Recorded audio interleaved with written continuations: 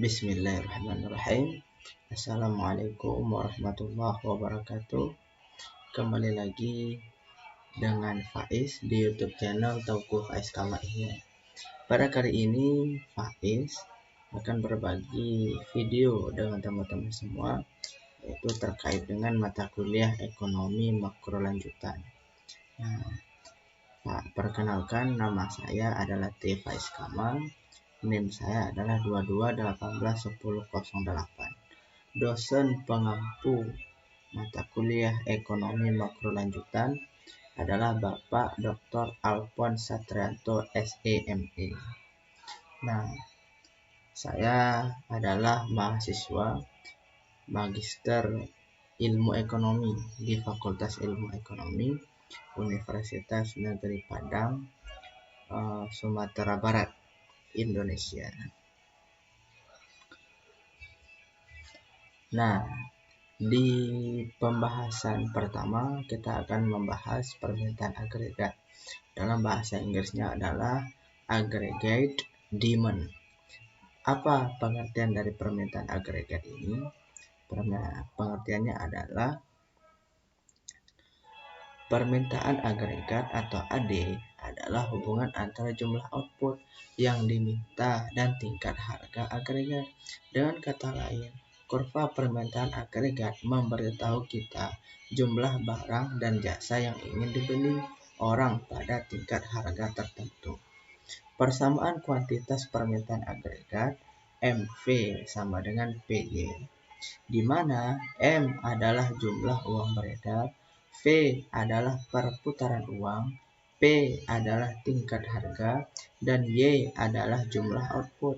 Jika perputaran uang konstan, maka persamaan ini menyatakan bahwa jumlah uang beredar menentukan nilai nominal output yang merupakan produk dari tingkat harga dan jumlah output. Nah, sekarang di depan kita, teman-teman, ada kurva. Pengertian kurva ini bagaimana? Nah, kita bisa lihat keterangan kurvanya di samping. Ini keterangannya, teman-teman. Kurva permintaan agregat kurva.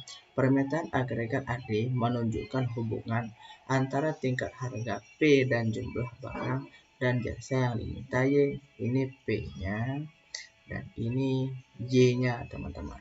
Digambar untuk nilai tertentu dari jumlah uang beredar M, kurva permintaan agregat miring ke bawah. Ini kan miring, teman-teman, tidak lurus. Nah, karena miring ke bawah, semakin tinggi tingkat harga P, semakin tinggi harga tingkat P ini, teman-teman. P ini ke atas, semakin rendah tingkat keseimbangan real M per P, dan karena itu semakin rendah jumlahnya.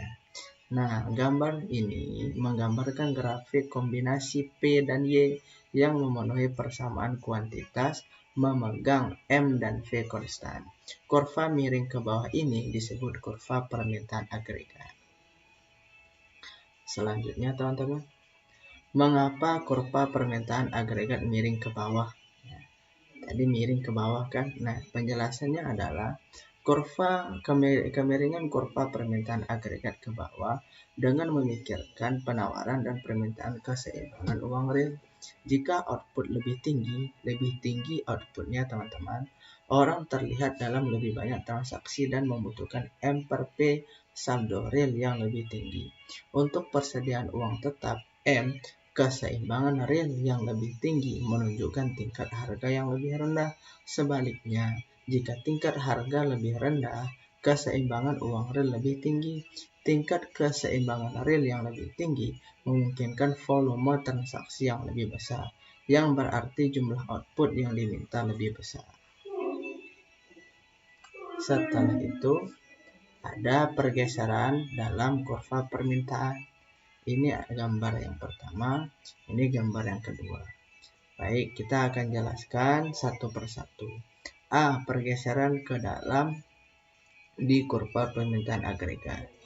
Nah, di sini ada B. Pergeseran keluar dalam kurva permintaan agregat. Bagaimana penjelasan kedua ini? Kita bisa melihat keterangan ini, teman-teman. Nah, setiap kurva ada keterangannya teman-teman, sehingga memudahkan kita dalam memahami kurva di atas, kurva ini dan kurva ini. Apa keterangannya? Keterangannya ini.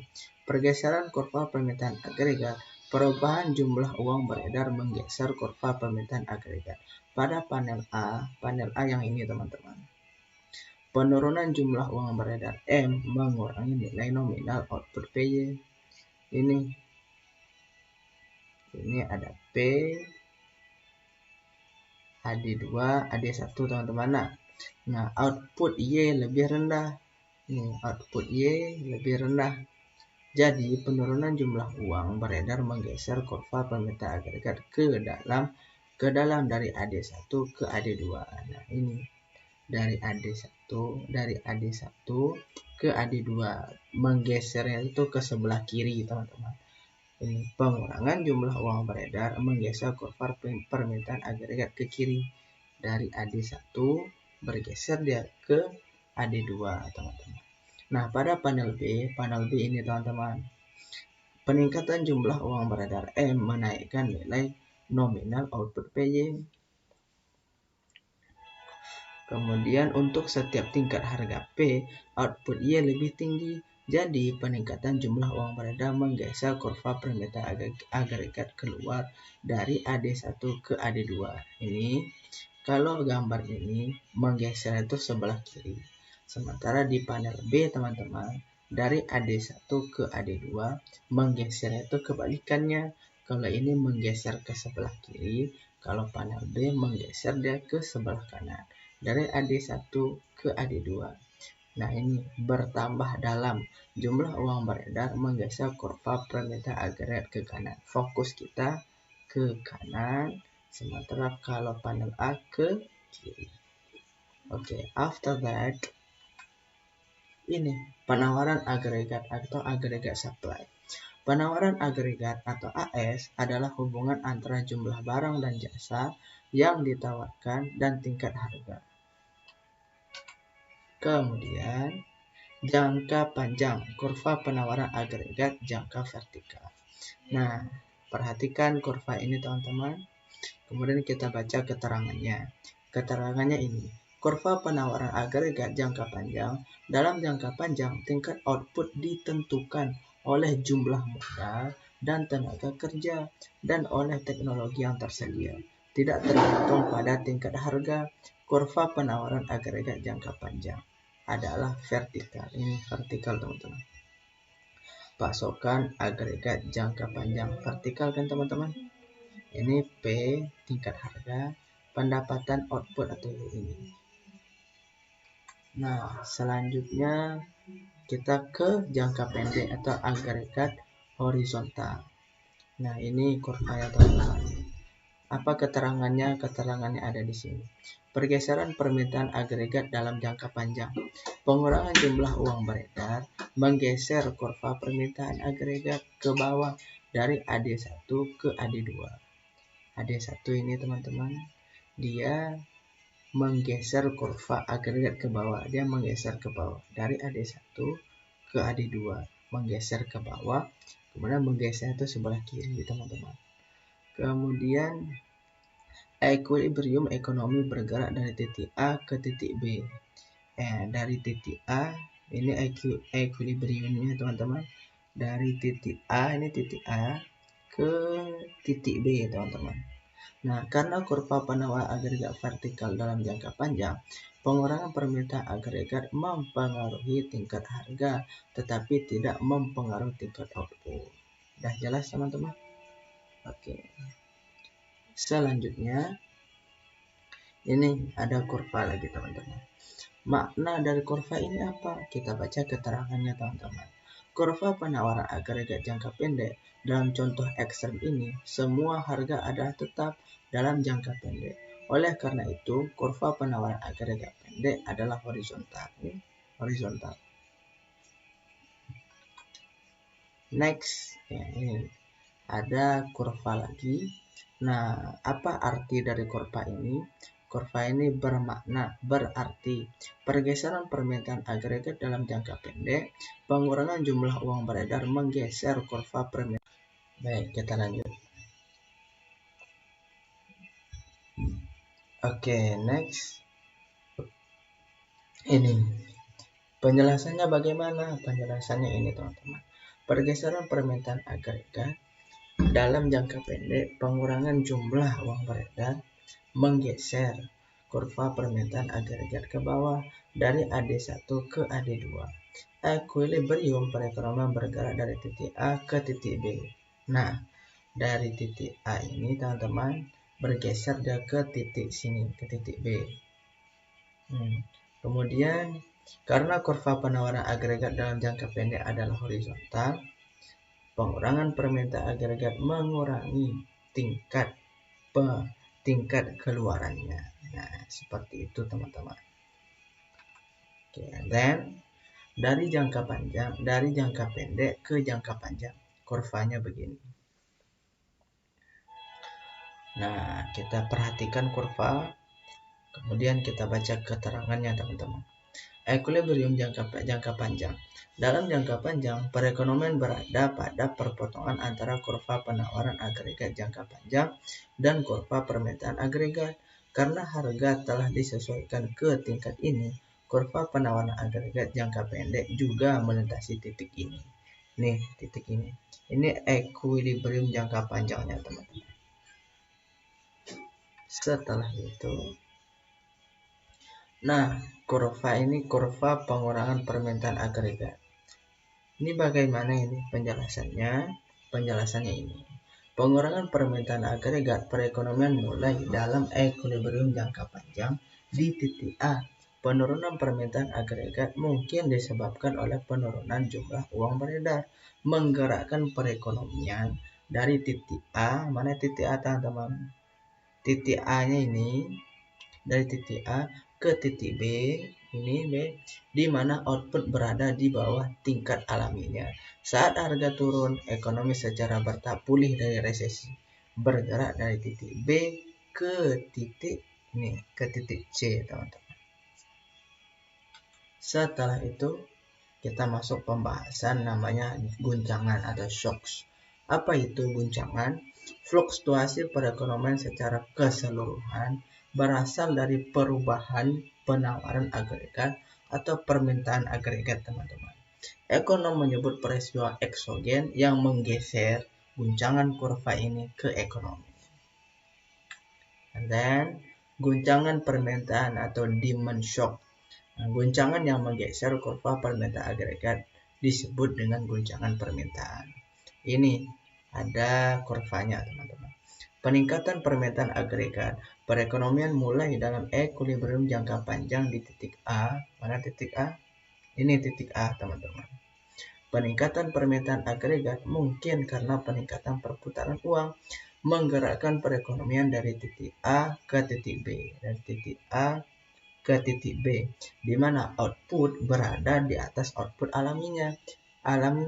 Ketika harga naik, output berangsur-angsur kembali ke tingkat alaminya, dan perekonomian bergerak dari titik B ke titik C. Pertama dari titik A, kemudian ke B, kemudian ke C. Gitu, teman-teman. Oke, selanjutnya guncangan penawaran. Tadi guncangan permintaan, sekarang guncangan penawaran. Supply shocks namanya. Yang menggeser kurva penawaran agregat disebut dengan guncangan penawaran. Kurvanya seperti ini. Guncangan pasokan yang merugikan guncangan penawaran yang merugikan mendorong kenaikan biaya dan harga. Jika permintaan agregat dipertahankan konstan, ekonomi bergerak dari titik A, ini titik A, teman-teman, ke titik B, ke sini dia, menyebabkan stagflasi namanya. Kombinasi kenaikan harga dan penurunan output. Akhirnya saat harga turun, perekonomian kembali ke tingkat output alami di titik A. Berarti dari sini kembali lagi dia ke titik A, teman-teman. Nah, oke, selanjutnya ini kurva juga. Kurvanya ini mengakomodasi guncangan pasokan yang merugikan. Nah, menanggapi guncangan penawaran yang merugikan, Fed dapat meningkatkan permintaan agregat untuk mencegah penurunan output. Perekonomian bergerak dari titik A ke titik C. Biaya dari kebijakan ini adalah tingkat harga yang lebih tinggi secara permanen. berarti bergerak dari titik A kemudian ke titik C ke sini teman-teman. Ini guncangan penawaran yang merugikan menggeser kurva penawaran agregat jangka pendek ke atas. Dari sini dia menggeser ke atas teman-teman. Selanjutnya ini adalah pembahasan terakhir kita teman-teman. Kebijakan stabilisasi atau stabilization policy. Tujuan lain dari model ini adalah untuk mengevaluasi bagaimana kebijakan ekonomi makro dapat merespon guncangan tersebut. Ekonom menggunakan istilah kebijakan stabilisasi untuk merujuk pada tindakan kebijakan yang ditujukan untuk mengurangi keparahan fluktuasi ekonomi jangka pendek. Karena output dan lapangan kerja berfluktuasi di sekitar tingkat alamiah jangka panjangnya, kebijakan stabilisasi meredam siklus bisnis dengan menjaga output dan lapangan kerja sedekat mungkin dengan tingkat alamiahnya. Oke, mungkin hanya itu yang dapat Faiz paparkan kepada teman-teman. Semoga video yang baru Faiz tayangkan tadi berguna untuk kita semua. Dan Faiz tidak bosan-bosannya mengajak teman-teman semua untuk selalu mensupport, mendukung channel YouTube Faiz, Tauko Faiz Kamal Ibnur, dengan cara klik subscribe, kemudian share video ini sebanyak-banyak ke teman-teman kita semua, sehingga teman-teman kita pun menonton video ini dan menambah wawasannya. Oke, sampai ketemu di video Faiz berikutnya. Faiz dalam kesempatan ini tidak lupa mengatakan permohonan maaf jika ada salah kata, jika ada kata yang tidak berkenan pada tempatnya. Oke, mungkin hanya ini yang dapat Faiz sampaikan. Terima kasih atas perhatian. Faiz akhiri. Wassalamualaikum warahmatullahi wabarakatuh.